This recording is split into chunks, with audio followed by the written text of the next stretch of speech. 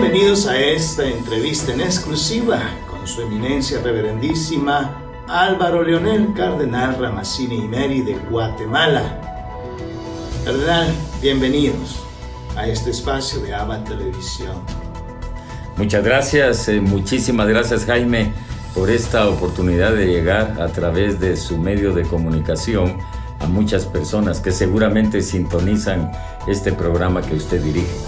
Nicaragua, tierra de gran religiosidad popular, grandes tradiciones, libertad y solidaridad.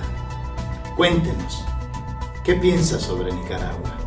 He tenido la oportunidad de visitar Nicaragua cuando hemos hecho las reuniones del Secretariado Episcopal de América Central en varias ocasiones y en diversos tiempos.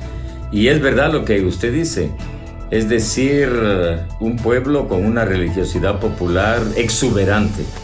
Y es que sí tuve la ocasión una vez de estar presente para la celebración de la Inmaculada Concepción de María.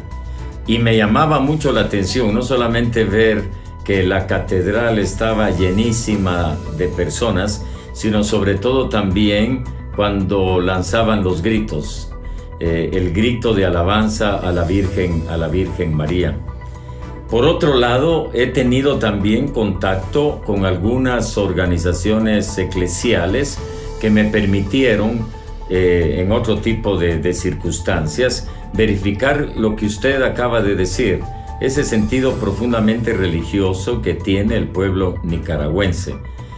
Y sobre todo, a pesar de toda la historia que les ha tocado vivir, mantienen esa fe, mantienen esa devoción de un modo tan especial, lo vuelvo a repetir, a la Santísima Virgen María. Son valores que los obispos de América Central los reconocemos en el pueblo nicaragüense y nos da de verdad mucha alegría caer en la cuenta de esa religiosidad que está dentro de las venas de todos los nicaragüenses. Hablo indudablemente que en general habrá tal vez sectores que no lo viven de ese modo, pero lo que yo he visto en Managua, y también en Granada, porque también visitamos ese lugar, y en algún otro lugar que no me recuerdo ahora, lo que he visto es esa fe viva que tiene el pueblo nicaragüense, fe católica, fe que se expresa en la religiosidad hacia, de manera especial, a Nuestra Señora, la Santísima Virgen María. Hablando ahora de la iglesia en Nicaragua, la evangelización llegó en 1524. 10 años más tarde se erigió la diócesis de León en 1534. Según el Vaticano, el 89% de la población es católica. Ahora nos encontramos ante 9 diócesis, incluyendo la arquidiócesis de Managua, 9 obispos, uno en la cárcel y otro en el exilio. Muchos mártires, tanto laicos como sacerdotes, y como ya dijimos, una gran cantidad de ellos también exiliados. ¿Qué está pasando en Nicaragua? ¿Por qué la gente no se levanta? Bueno, por un lado, Jaime, no podemos olvidar las manifestaciones que hubo hace algunos años, que fueron brutalmente reprimidas por el gobierno del señor Daniel Ortega y de su esposa, la señora Murillo. Brutalmente reprimidos, es decir, hubo muertos, hubo gente encarcelada, gente perseguida. Y es que esto es lo que sucede en estos regímenes, que yo me atrevo a decirlo, son regímenes dictatoriales, se impone la fuerza bruta. Y uno no logra entender por qué personas del mismo pueblo, en este caso estoy pensando en el ejército, estoy pensando en la policía, estoy pensando en los órganos del gobierno que están hechos para defender al país y que sobre todo están también organizados para tutelar el cumplimiento de los derechos humanos, en este caso de los nicaragüenses, ¿por qué no reaccionan? Es decir, se plegan totalmente a lo que en este caso, estamos hablando ya del señor Daniel Ortega, que para mí es un dictador, no reaccionan. Es decir, las fuerzas que tienen el poder material, estoy pensando los que usan las armas, los que tienen el derecho a llevar armas, etcétera, etcétera, pues le siguen haciendo el juego a este señor que prácticamente es un dictador. Acabo de ver un video en donde hubo pues una gran manifestación, había muchos jóvenes del frente sandinista, de Liberación Nacional que llaman, ¿verdad? Liberación Nacional entre comillas. Y cuando el señor Daniel Ortega mencionaba algo que de esto vamos a hablar más adelante, todos le aplaudían. Es increíble cómo por el miedo, cómo por las amenazas de ir a la cárcel, pues la gente se queda callada. Y claro, nosotros aquí en Guatemala vivimos una situación también muy especial en todo el tiempo del conflicto armado. Pero claro, era el tiempo del conflicto armado, es decir, dos ejércitos que se estaban oponiendo. Hoy en Nicaragua, pues es el único ejército que tienen, es la única policía que se está volviendo realmente, no se está volviendo, están actuando con actitudes represoras. Y entonces la explicación que yo encuentro es: el miedo paraliza. El miedo paraliza y se comienza entonces, y tal vez la comparación no es exactamente igual, pero viene aquí a mi cabeza lo que sucedió en tiempo de la Revolución Francesa, cuando comenzaron a cortar cabezas en la guillotina, y que aún algunos de los mismos dirigentes que habían iniciado la Revolución Francesa pues fueron también guillotinados. El miedo es la mejor arma para un dictador, sea quien sea. Y delante del miedo todo queda paralizado. Y entonces es la explicación que yo encuentro. Porque las actitudes represoras del gobierno del señor Ortega y de su esposa y de los que le hacen el juego han sido tremendas. Usted ya lo mencionaba, ¿no? Gente en la cárcel, gente desterrada, gente amenazada. Y lo peor es cuando el mismo pueblo se enfrenta al pueblo. Y entonces ahí sí, como que uno pierde la esperanza de que algo pueda suceder positivamente diferente. Lamentable, definitivamente. Y bueno, las redes sociales están inundadas de comentarios condenando enérgicamente, ¿verdad?, esta acción represora del gobierno nicaragüense.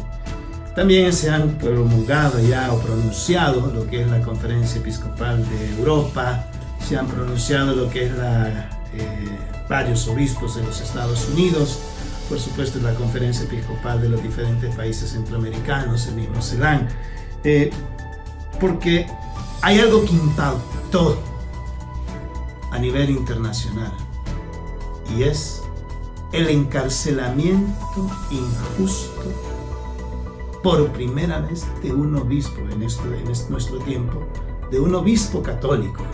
Estamos hablando de Monseñor Rolando Álvarez de Matagalpa, de quien el Papa dijo sentirse profundamente entristecido por tal condena injusta. ¿Qué fue lo que motivó al obispo Álvarez no abandonar Nicaragua y prefirió sufrir el encarcelamiento inhumano del régimen sandinista? La única explicación que yo encuentro es el amor verdadero que él le tiene a su pueblo. Es decir, en este caso Rolando está demostrando lo que es ser un buen pastor. Y Jesús así lo ha dicho: el buen pastor no abandona las ovejas cuando ve venir al lobo. Aquí sabemos quién es el lobo. Y Rolando se quedó con su pueblo. Me daba, de esto tal vez vamos a hablar más adelante, ¿no? Pero tenía yo una reacción negativa dentro de mí cuando escuchaba las últimas declaraciones que daba el señor Ortega, como diciendo: le ofrecimos al obispo que se fuera, y el obispo no quiso, como diciendo: bueno, nosotros le dimos la oportunidad de que dejara su país. Pero es que ni siquiera le hubieran dicho de darle la oportunidad, porque el buen pastor se queda con su pueblo. Y entonces, ahí uno ya comienza a descubrir la diversidad de mentalidad. Jesús, cuando habla de los buenos pastores, los compara a los mercenarios. Y los mercenarios son los que se aprovechan, en este caso, siguiendo el ejemplo de las ovejas. Rolando, a mí personalmente, porque lo conozco, me ha reafirmado el conocimiento de un hombre que es fiel a sus principios como hombre y fiel a sus principios cristianos y fiel a sus principios como obispo, y merece en realidad todas las alabanzas que podríamos hacerle, pero sobre todo nos debería de urgir a pensar qué podemos hacer para que esa condena injusta de tenerlo ahí en la cárcel pues desaparezca y que él pueda seguir ejerciendo su ministerio episcopal en Nicaragua. La gran pregunta que yo me hago es: ¿de qué le tiene miedo el señor Ortega al modo como Rolando está viviendo su ministerio episcopal? Porque en el fondo es eso. Aunque el señor Ortega no lo diga, lo que existe en el fondo es miedo. Y el señor Ortega no lo quiere reconocer. Y en ese sentido uno podría decirle: muy bien, señor Ortega, usted dice que tiene el poder y tiene el control, y de veras lo está ejecutando, porque está mandando a la cárcel a gente que no debería de mandarla. Después de haber vivido usted también una experiencia de cárcel en sus tiempos entre comillas revolucionarios, sandinistas, ¿de qué tiene miedo? ¿Por qué no libera al obispo? En el fondo, si uno analiza, es eso. Tiene miedo. Pero bueno, este es otro tema que tal vez más adelante lo vamos a tratar. Pero repito, para mí el ejemplo que está dando Rolando es excepcional, sí. Y yo lo único que le pido al Señor es que no lo deje quebrarse, que no lo deje desanimarse, que se mantenga en esa postura, que es la postura de un verdadero pastor. Es hermoso escuchar esas palabras de aliento suyas hacia el obispo Álvarez. No es fácil, ante la fragilidad humana nuestra también. Viene a mi mente cómo el rey Herodes tenía preso a Juan el Bautista porque denunciaba el pecado público que cometía, ¿cierto? Pero ahora viene la pregunta: ¿cuál es la razón por la cual los obispos nicaragüenses guardan silencio ante un sufrimiento injusto de uno de sus propios colegas? ¿Dónde está la colegialidad en este caso? Yo no tuve la oportunidad de estar en la pasada reunión del Secretariado Episcopal de América Central. No pude estar. Ahí estuvieron los hermanos obispos nicaragüenses. Y entiendo que hubo ahí un intercambio de opiniones. La pregunta que usted se hace, yo también me la hago. Y lo aplico al caso nuestro aquí en Guatemala. Aquí en Guatemala, cuando en el tiempo de la violencia, el obispo Juan Gerardi fue a Roma para hablar con San Juan Pablo II, a platicarle de lo que estaba pasando aquí, decidió regresar. Y cuando decidió regresar, no lo dejaron entrar al país. En ese tiempo, era el tiempo de la represión. Y tuvo que irse desterrado a Costa Rica. Sin embargo, hubo protestas por parte de la conferencia episcopal de ese tiempo. Pero es verdad que yo, analizando los hechos, yo era sacerdote en esos tiempos, analizo que muchas veces, como que delante de nosotros los obispos hay como una doble alternativa. Si hablo, no voy a ser yo solamente el que puedo sufrir las consecuencias de lo que estoy hablando. Puede ser también el pueblo al que yo sirvo. Y si no hablo, pues entonces el pueblo no va a sufrir y vamos a seguir en esta situación en la que tal vez deberíamos de hablar, pero para no hacer sufrir al pueblo no digo nada. La experiencia que yo saco y esto es criticable bajo todo punto de vista, la experiencia que yo saco de por qué los obispos de Guatemala, cuando comenzó la violencia en tiempo de Romeo Lucas, algunos querían hablar, ¿verdad? Querían hablar, pero no había una unidad dentro de la misma conferencia episcopal. Y había la presencia en ese tiempo, lo puedo ahora decir, del arzobispo de Ciudad de Guatemala, a quien yo le tuve un verdadero cariño, porque él lo tuvo también hacia mí, de esa influencia que él tenía de pensar que con diálogos, en ese tiempo con este señor Romeo Lucas, se iba a suavizar la tensión, y no fue así, al contrario. Esta apertura de buscar una solución, diríamos, hablada, no da resultado con los tiranos, no da resultado con los opresores, no da resultado con los dictadores. Eso es lo que yo ahora saco de la historia de Guatemala. Porque si en aquel momento, cuando comenzó la represión aquí en Guatemala, contra los agentes de pastorales, asesinatos de sacerdotes, etc., hubiera habido realmente una reacción colegiada, yo creo que la historia hubiera sido diferente. Pero bueno, eso es historia pasada. Pongo este ejemplo porque puede ser que eso esté sucediendo en Nicaragua. Que los obispos digan, si hablamos muy fuertemente, si reaccionamos muy fuertemente, con las experiencias de la gente que ha sido asesinada en las manifestaciones que hubo en años pasados, puede ser que eso suceda y entonces no queremos llevar sobre la conciencia el derramamiento de sangre inocente. Es una hipótesis que yo sencillamente la expreso como lo pienso. Que de parte de los obispos nicaragüenses haya un asentimiento, haya una complicidad en decir, bueno, mejor nos callamos y que este dictador siga haciendo lo que le da la gana, no lo creo. Yo creo que lo que en el fondo está motivando este silencio en la Conferencia Episcopal de Nicaragua es que no haya más represión contra el pueblo fiel, que como decíamos al principio, es en su mayoría cristiano, católicos y no católicos. Creo que esa es la motivación.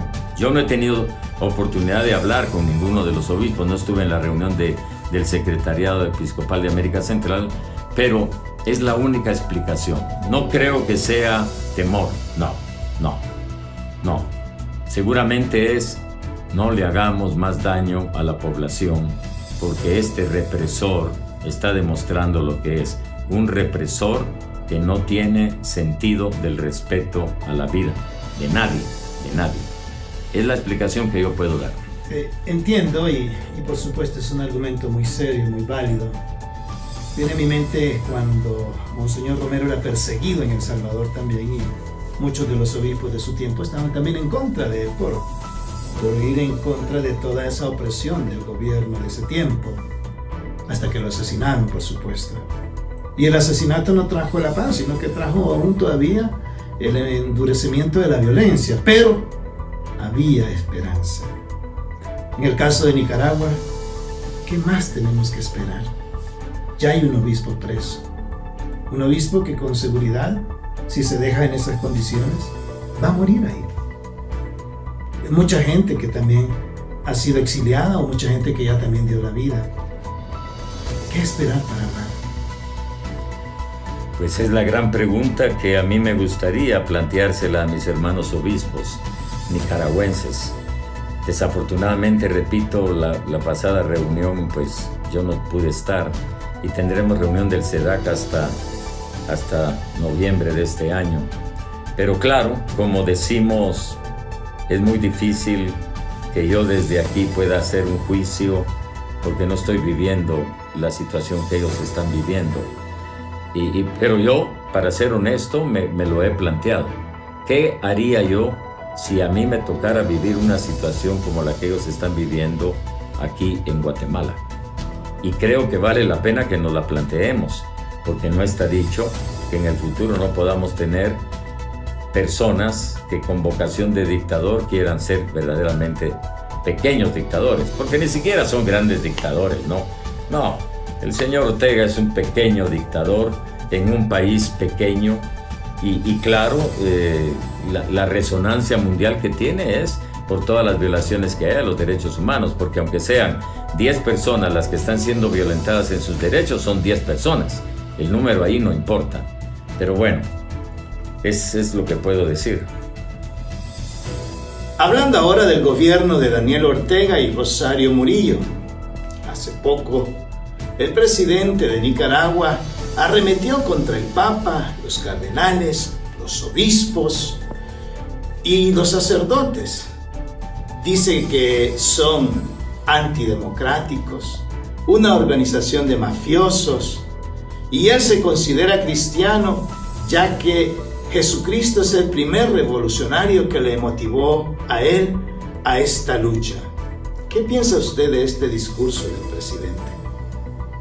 Lo primero que se me viene a la mente es las críticas que nuestro Señor Jesucristo le hacía a los fariseos y a los sacerdotes de su tiempo, cuando les decía hipócritas, hipócritas. Varias veces el Señor Jesús lo dice, hipócritas, raza de víboras. Siempre me llamó la atención, ¿no? ¿Por qué el Señor utiliza esa palabra, raza de víboras? Y claro, se me viene a mí a la mente lo que es una víbora, ¿no? Una víbora está ahí acechando en el momento que yo paso y la medio toco, me muerde. Raza de víboras, les dijo el Señor Jesús, y les echó en cara siempre su fariseísmo y su hipocresía. Estas críticas que el señor Ortega está haciendo son fruto de un corazón hipócrita, porque él se da cuenta de que no tiene la razón y ningún fundamento para decirlo. Para mí es como un desahogo que él, para él, lo necesita hacerlo para que su conciencia quede tranquila. Yo me puedo imaginar, no lo sé, me puedo imaginar qué pasará en las noches cuando el señor Ortega pues se ponga a verificar lo que está haciéndole a su propio pueblo. No sé si el señor Ortega está pensando que un día él va a morir, tarde o temprano. Eso es asunto de que Dios nos tiene el tiempo para morir. ¿Habrá pensado el señor Ortega cómo será su encuentro con el Señor Jesucristo, a quien él dice ahora confesar, cuando está persiguiendo a los servidores de nuestro Señor Jesucristo? No somos santos los servidores del Señor Jesús, no. Tenemos nuestros defectos, tenemos nuestras deficiencias, pero no al extremo de lo que el señor Ortega está diciendo. No, absolutamente no. Pero hay una manera de defenderse, y la manera de defenderse siempre es acusar. No hay mejor manera de defenderme de un oponente que atacándolo. Y eso es lo que el señor Ortega está haciendo. Que él me diga que cree en Jesucristo y que me diga que para él Jesucristo es lo que él dice que es. Señor Ortega, en lo profundo de su conciencia, usted sabe que eso que usted dice no es verdad. Porque si fuera verdad, solamente hay dos alternativas para explicar la manera de hablar que ha sido señalada antes por el conductor de este programa. La primera explicación es: usted es un ignorante. Usted no sabe lo que es la Iglesia Católica. Usted no sabe cómo está organizada la Iglesia Católica. Perdone que se lo diga, y se lo digo con respeto a su condición de persona, pero usted es un ignorante. Es la primera alternativa, que sería, a mi juicio, la más suave. Porque uno por ignorancia puede hacer acciones que no debería de hacerlas, pero por ignorancia las hace. Pero la segunda explicación es esta: usted es un mentiroso. Y usted está utilizando, y eso es una blasfemia, usted está utilizando el nombre de nuestro Señor Jesucristo para defender su conciencia. Y por eso lo digo, que en la noche, cuando usted está a solas con usted mismo, si está en la plena conciencia, y en el uso de su inteligencia y en el uso de su libertad, usted estará dándose cuenta que lo que está haciendo es malo. absolutamente malo. Yo no soy, señor Ortega, quien para juzgarlo, no. Pero llegará el día en que usted, como yo, seremos juzgados. Y qué lástima que usted ahora esté invocando el nombre de Jesucristo para hacer críticas que no son verdaderas, críticas falsas, que lo único que ponen en evidencia es la falsedad que hay en lo profundo de su corazón. Porque si usted de veras creyera en Jesucristo, usted hoy mismo le daría la libertad al obispo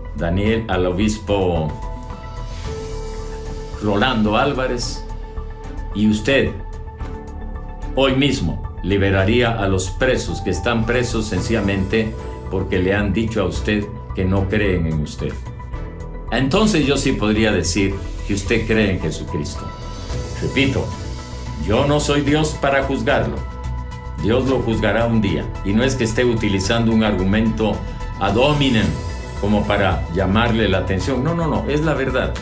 Usted será juzgado, yo seré juzgado, los obispos de Nicaragua serán juzgados, su esposa será juzgada, el obispo Rolando será juzgado, pero delante del juicio de Dios aparecerá la verdad.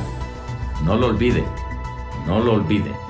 porque la historia de todos aquellos que han tratado de destruir la vida de los demás y todos aquellos que han tratado de hacerle daño a los que nos confesamos cristianos, seamos católicos o no católicos, al final, su final no es el mejor. Bueno, se lo digo respetando su condición de persona y respetando su condición de presidente. Pero por favor, señor Daniel Ortega, no manipule el nombre de Jesucristo. Usted sabe que el segundo mandamiento de la ley de Dios es: no jurarás el nombre de Dios en vano. Y lo que usted hace cuando está ahora argumentando para poder, según usted, evidenciar los pecados de la iglesia, que todos por ser humano los tenemos, lo que está haciendo es una profanación del nombre de nuestro Señor Jesucristo. Así se lo digo como obispo y se lo digo como cristiano. Piénselo. Esperemos de que el señor Daniel Ortega escuche este mensaje y lo haga reflexionar sobre la situación actual que vive su país. Junto a él está la señora Rosario Murillo, que ahora ha dado la orden de que se le tome como copresidenta del país. Esto significa que no hay una línea de mando directa, ¿verdad? Y también que ella toma decisiones. ¿Cómo puede ser posible que hayan dos presidentes al mismo tiempo en un país donde los derechos humanos son violados constantemente? Más bien, la pregunta que yo me haría es, y todos tenemos la respuesta, así que yo no necesito darla: ¿cómo es posible que se haya llegado a la situación de que el esposo sea el presidente y que la esposa ahora se autodefina como copresidente? Todos sabemos la historia, así que no necesita más explicaciones. Pero si alguien quiere encontrar una explicación, yo voy a dar lo que yo pienso. Son estas aberraciones humanas, producto de la soberbia y producto de la búsqueda de poder. Veremos qué pasa. Veremos si esta relación de presidente y de presidenta, porque prácticamente, según usted me lo acaba de indicar, esa idea de vice no existe. Veremos a ver qué sucede. Va a ser interesante ver. Desgraciadamente, mientras el final llega, el pueblo sufre. Y eso es lo que duele. El pueblo nicaragüense, con toda esa religiosidad de la que hablábamos al principio, siga sufriendo la esquizofrenia política. No hablemos de esquizofrenia psicológica porque no me considero como con elementos para decir que existe una esquizofrenia psicológica. Pero bueno, hablemos de una esquizofrenia política que se está dando en este momento en el gobierno nicaragüense. Pero yo me hago una pregunta: ¿qué pensará la gente que está muy cerca de ellos? Los que dicen que quieren serle leales. ¿No tendrán un sentido de patriotismo verdadero, de ver que su patria se está yendo hacia el abismo con todas las reacciones que ha habido en el mundo entero de lo que está pasando ahora en Nicaragua? No lo sé, no tengo tampoco la respuesta. Hablando del sufrimiento del pueblo, extraoficialmente, y hemos llegado a constatar por testimonios anónimos de algunos sacerdotes, de que el régimen sandinista ha prohibido las procesiones católicas, y esto pues lo hacen a nivel anónimo por el temor que existe a las represalias. Un pueblo que tiene su base en la religiosidad popular, que le prohíban manifestarse en estas procesiones, que es donde alimentan su fe. ¿Cuánto más soportará la iglesia para reaccionar y sacudirse este yugo? Eso yo no tengo la respuesta, pero indudablemente por asociación de ideas viene ahora a mi mente la famosa historia, no sé si sea verdad o no, de Juliano el Apóstata, ¿no? Y al final de su vida murió del modo como murió, según los historiadores, ¿no? Apostató de su fe, no reconoció realmente lo que él tal vez en otro tiempo había defendido, la fe, la creencia en Jesucristo. Lo que yo sí puedo decir es esto, que cuando las personas se creen y se consideran como sustitutos de Dios y que piensan que pueden hacer lo que les da la gana con los que están a su alrededor, al final lo que sucederá es pues un final triste y desgraciado.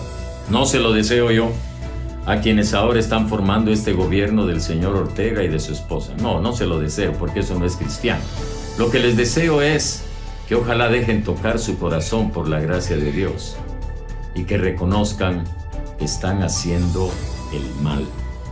Y sabemos que los que hacen el mal, y hoy el Evangelio del primer domingo de Cuaresma sí lo recordaba, son los seguidores de este espíritu del mal que nos hace creer que darle culto al dinero, darle culto al poder y darle culto al placer es el sentido de la vida. Yo espero y deseo que un día, y que no sea muy tarde, porque estoy pensando en mi hermano obispo, cómo estará él ahí en esa cárcel, en qué condiciones los tendrá, y sobre todo sin la posibilidad de que haya una verificación de parte de organismos internacionales que puedan verificar su estado de salud. Es decir, estamos llegando realmente a unos excesos que uno no los logra entender. Pero bueno, seguramente el obispo estará ofreciendo todo eso por la conversión de quienes les están haciendo daño, porque ese es el ejemplo de ser cristiano. Recen por los que los persiguen, dice el Señor Jesús. Oren por ellos. Y estoy seguro que mi hermano Rolando Álvarez estará haciendo eso en sus momentos de soledad. Y lo único que yo le pido al Señor es que le dé fortaleza, que no lo deje quebrarse por la debilidad humana y que siga siendo un ejemplo para los obispos de América Central. Finalmente, Su Eminencia, ¿qué mensaje desea enviarles a sus hermanos obispos en Nicaragua, al gobierno de Nicaragua? Y gracias por haber compartido con nosotros este espacio. Hermanos obispos, pueblo cristiano, católico y no católico de Nicaragua, manténganse firmes. No puedo pedirles que sean audaces, porque no estoy viviendo ahí en medio de ustedes. Y sin conocer lo que les está pasando, yo no puedo darles consejos. El único consejo que puedo darles es: sigan siendo fieles al Señor Jesús. Sigan dando testimonio de su fidelidad en lo que ustedes siempre han mostrado, un gran amor a la Santísima Virgen María. Sigan siendo discípulos misioneros del Señor. Es lo único que puedo decirles desde este lugar en donde yo pues estoy sirviendo aquí en Guatemala. Y al señor Daniel Ortega y a su esposa, sencillamente quiero decirles, un día serán juzgados y en ese juicio, señor Ortega, estará usted solo. Y usted, señora Murillo, también estará sola. Y el Señor Jesús les hará las preguntas que en el capítulo 25, versículo 32, nos hará a todos. Yo espero que lo que les queda de vida, ustedes lo utilicen para rehacer todas las acciones torcidas que hasta ahora han hecho, que para ustedes les parecen rectas, y que el tiempo que les queda lo utilicen para realmente reconocer sus errores, pedirle a Dios que los perdone, no hasta la hora de la muerte, sino ya desde ahora, y que esos famosos principios que usted, señor Ortega, criticó al hacer una crítica contra la Iglesia Católica, que esos principios, ya que usted se considera seguidor de Jesucristo el Señor, pues que demuestre que de veras orientan su vida. Si no, pues yo no tendré más que pensar en las palabras que el Señor Jesús le decía continuamente a los fariseos y a los sumos sacerdotes del templo de Jerusalén.